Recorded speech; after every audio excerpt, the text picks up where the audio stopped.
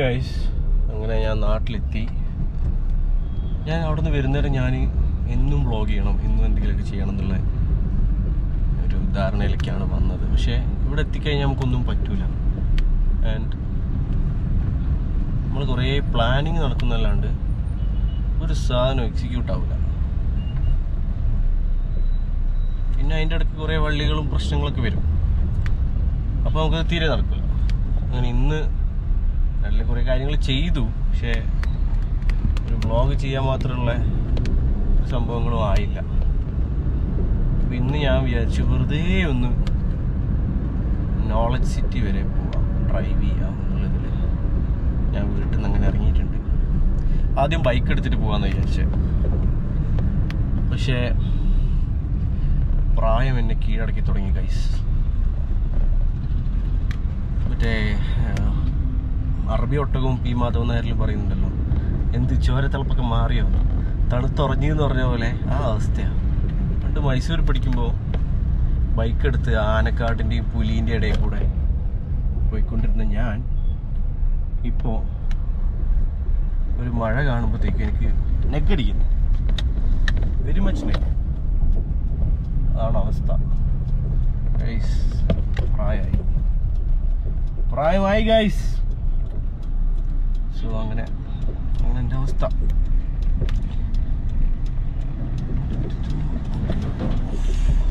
ന്യൂയോർക്കിനെക്കാട്ടും നല്ല റോഡാണല്ലോ ഇവിടെ. ഓക്കെ, അങ്ങനെയാണ് കാര്യങ്ങൾ. ഇനി ഞാനിങ്ങനെ vlog ചെയ്തുകൊണ്ടിരുന്നാൽ chances of me hitting another car is very high. So I'll stop it here. ബാക്കി കാഴ്ചകൾ പോകെ കാണാം എന്ന് പറഞ്ഞുകൊണ്ട് ഇന്ന് ഇവിടെ പറയുന്നു മറ്റാരുമല്ല, നിങ്ങളുടെ സ്വന്തം സന്തോഷ് പല്ലി. ഓക്കെ,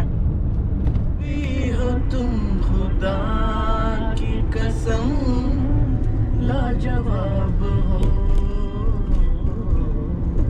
चौदहवीं का चांद हो या आफताब हो, जो भी हो तुम खुदा की कसम लाजवाब हो, चौदहवीं का चांद हो.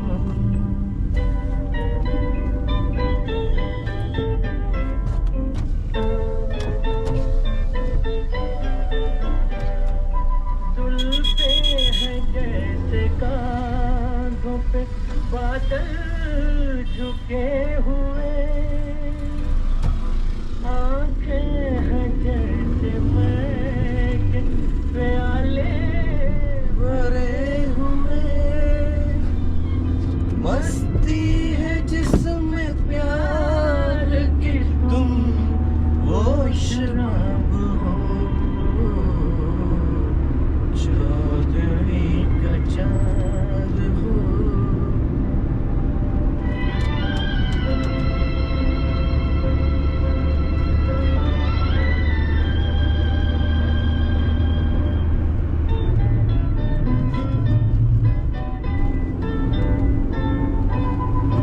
चेहरा है जैसे झील में रास्ता हुआ कमल, या जिंदगी के नाज पे चढ़ी हुई गजल, बसने बहार तुम किसी शायर का ख्वाब हो,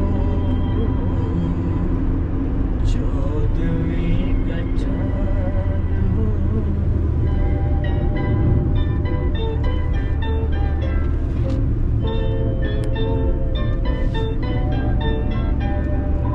होठों पे खेलती है तबस्सुम की बिजलियाँ, सजदे तुम्हारी राह में करती है कहकशां, दुनिया हुस्न इश्क का तुम ही शबाब हो, चौदहवीं का चांद हो या आफताब हो.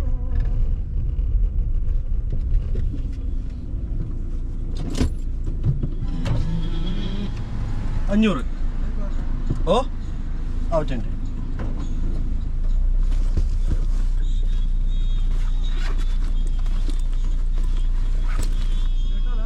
പെട്രോൾ 500.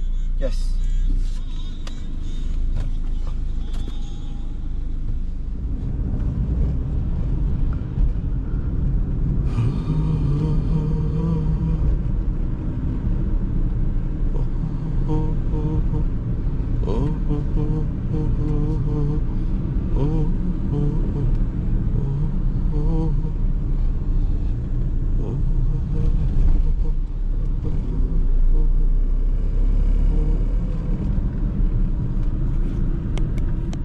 ഗൈസ് കണ്ടോ, ഇതാണ് വയനാട്ടുകാരുടെ ശാപം.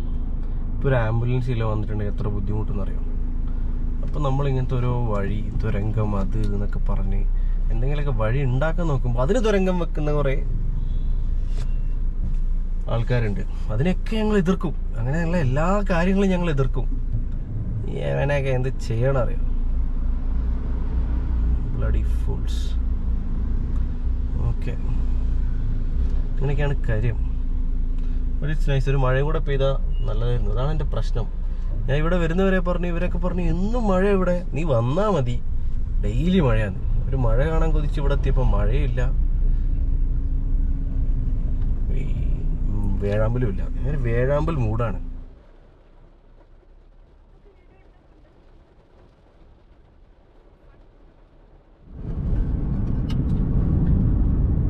അങ്ങനെ നോളജ് സിറ്റി ഒന്ന് കറങ്ങി തിരിച്ചതാ വയനാട്ടിലേക്ക് കയറുകയാണ് ഗൈസ്.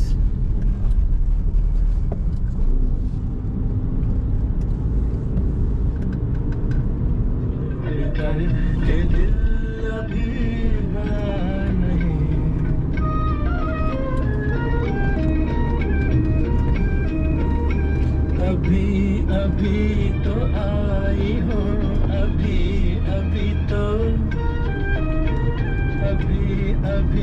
तो आई हो, बाहर बन के छाई हो, आवाज़ महक तो ले, नजर जरा महक तो ले.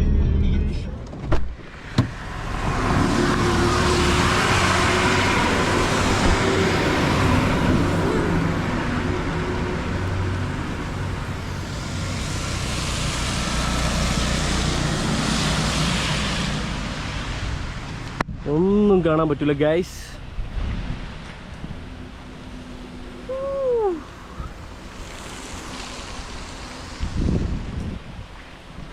അധികം നേരം ഇവിടെ നിന്നാൽ മഴ കൊണ്ട് മാത്രം മുളയ്ക്കുന്ന വിത്തുകൾ ചിലതുണ്ട് മണ്ണിൽ മനസ്സിലാവും. അതുകൊണ്ട് വേണ്ട, മുളയ്ക്കണ്ട. എടാ, വയനാടിനെ പുച്ഛിക്കുന്ന തെണ്ടികൾക്കൊക്കെ ഒരു സാധനം കാണിച്ചു തരാം. കേരളത്തിലെ ഏറ്റവും ലോങ്ങസ്റ്റ് കാർട്ടിംഗ് ട്രാക്ക് ഉള്ളത് വയനാട്ടിലാണെന്ന് എത്ര പേർക്ക് അറിയാം ഗൈസ്?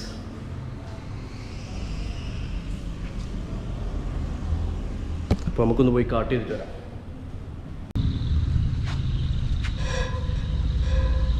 മഴയായിട്ടുണ്ടോ?